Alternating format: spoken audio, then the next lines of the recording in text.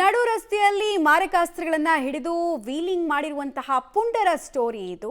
ನಡು ರಸ್ತೆಯಲ್ಲಿ ರೀಲ್ಸ್ ಹುಚ್ಚಿಗಾಗಿ ಜನರಿಗೆ ಹೇಗೆ ಇನ್ಕನ್ವೀನಿಯನ್ಸ್ ಅನ್ನು ಇವರೆಲ್ಲ ಉಂಟು ಮಾಡಿದ್ದಾರೆ ಅಂದ್ರೆ ಡೀಟೇಲ್ಸ್. ಶಬೆ ಬಾರಾತ್ ಹಬ್ಬದ ಪ್ರಯುಕ್ತ ವೀಲಿಂಗ್ ಕ್ರೇಜ್ಗೆ ಒಳಗಾಗಿದ್ದಾರಂತೆ ಈ ಯುವ ಸಮೂಹ. 11 ಮಂದಿ ಆರೋಪಿಗಳನ್ನ ಬಂಧಿಸಲಾಗಿದೆ.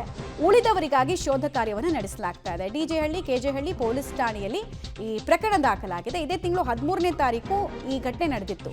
ಕೆಜಿಹಳ್ಳಿಯ ನೂರ್ ಮಸೀದಿ ಬಳಿ 25ಕ್ಕೂ ಹೆಚ್ಚು ಜನ ಸೇರಿದ್ರು. ಆರೋಪಿಗಳಾದ ಅರ್ಫಾತ್ ಸಾಹಿಲ್ ಸೇರಿ ಕೆಲವರೆಲ್ಲ ವೀಲಿಂಗ್ಗೆ ಪ್ಲಾನ್ ಮಾಡಿಕೊಂಡ್ರು. ಕೆಜೆಹಳ್ಳಿಯಿಂದ ಹೊಸಕೋಟೆ ಟೋಲ್ ತನಕ ಟ್ರಿಪಲ್ ರೈಡಿಂಗ್ನೆಲ್ಲ ಮಾಡಿದ್ದಾರೆ. ರೈಡ್ ಮಾಡಿದವರು ಕೈಯಲ್ಲೆಲ್ಲ ಮಾರಕಾಸ್ತ್ರ ಹಿಡ್ಕೊಂಡು ಸಮಾಜಕ್ಕೆ ಅದೇನು ಮೆಸೇಜ್ ಕೊಡೋದಕ್ಕೆ ಹೊರಟಿದ್ರೋ ಗೊತ್ತಿಲ್ಲ. ಕೇಳಿದ್ರೆ ರೀಲ್ಸ್ ಹುಚ್ಚು, ದೊಡ್ಡ ಹವಾ ಕ್ರಿಯೇಟ್ ಮಾಡೋದಕ್ಕೆ ತಿಕ್ಕಲ್ ಥರ ಎಲ್ಲ ವರ್ತಿಸಿ ಈಗ ಪೊಲೀಸರ ನೋಡಿ ಅಲ್ಲಿ ಒಂದು ಬಿಫೋರ್ ಆ ರೀಲ್ಸ್ ಹುಚ್ಚು ಯಾವ ಮಟ್ಟಕ್ಕೆ ಅವ್ರ ತಲೆಗೆ ಹೋಗಿತ್ತು, ಆ ಟೈಮ್ನಲ್ಲಿ ಎಷ್ಟು ಅವರು ಅಪಾಯಕಾರಿ ಡ್ರೈವಿಂಗು, ಇತರರಿಗೂ ಕಿರಿಕಿರಿ ಉಂಟು ಮಾಡುವಂತಹ ಸಂದರ್ಭದ ವಿಜುವಲ್. ಇನ್ನೊಂದು ಕಡೆಗೆ ಮಾಡಿದ್ರೆ ಆಗಬಾರ್ದಾಗತ್ತೆ ಅನ್ನೋದಕ್ಕೆ ಕೈಕಟ್ಟಿ ನೀಲ್ ಡೌನ್ ಮಾಡಿದ್ದಾರೆ.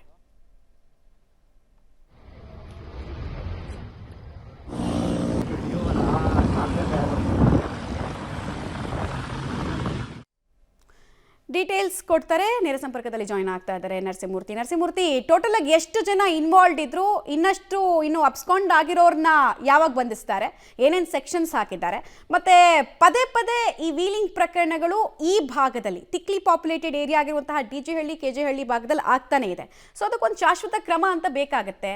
ಏನು ಕ್ರಮಗಳು, ಪೊಲೀಸರು ಏನು ಹೇಳ್ತಾರೆ?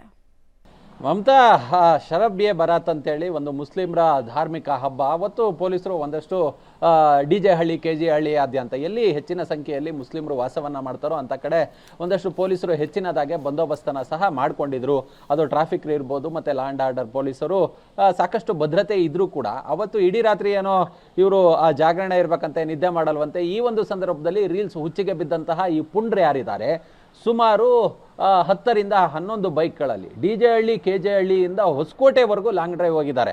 ಅದು ಏನು ಬೈಕ್ನಲ್ಲಿ ವೀಲಿಂಗ್ ಮಾಡ್ತಾ ಮಚ್ಚುಗಳನ್ನು ಲಾಂಗ್ಗಳನ್ನು ಹಿಡಿದು ರಸ್ತೆಗೆ ಉಜ್ಜೋದು ಮತ್ತು ತೋರಿಸೋದು, ಏಕಾಏಕಿ ನುಗ್ಗೋದು, ಅದನ್ನು ಶೋ ಮಾಡೋದು, ಸಾರ್ವಜನಿಕರಿಗೆ ಬೆದರಿಕೆಯನ್ನು ಉಂಟು ಮಾಡೋದು, ಅವ್ರಿಗೆ ಹೆದರಿಸುವ ಪ್ರವೃತ್ತಿಯನ್ನು ಇವರು ತೋರಿಸಿದ್ರು. ಈ ಒಂದು ವಿಡಿಯೋಗಳು ಸಾಕಷ್ಟು ವೈರಲ್ ಆಗಿದ್ವು. ಅದ್ರ ಜೊತೆಗೆ ಇತರ ವಾಹನ ಸವಾರರು ಆ ವಿಡಿಯೋಗಳನ್ನು ಕ್ಯಾಪ್ಚರ್ ಮಾಡಿ ಪೊಲೀಸರಿಗೆ ಟ್ಯಾಗ್ ಮಾಡಿ ಈ ಪುಂಡ್ರ ಮೇಲೆ ಯಾಕೆ ಕ್ರಮ ಇಲ್ಲ ಅನ್ನೋ ಮಟ್ಟಿಗೆ ಆಗ್ರಹವನ್ನು ಪಡಿಸುವ ಕೆಲಸವನ್ನ ಕೂಡ ಮಾಡಿದ್ರು. ಸದ್ಯ ಇದೀಗ 11 ಮಂದಿಯನ್ನ ಬಂಧನ ಮಾಡುವ ಕೆಲಸವನ್ನ ಮಾಡಲಾಗಿದೆ.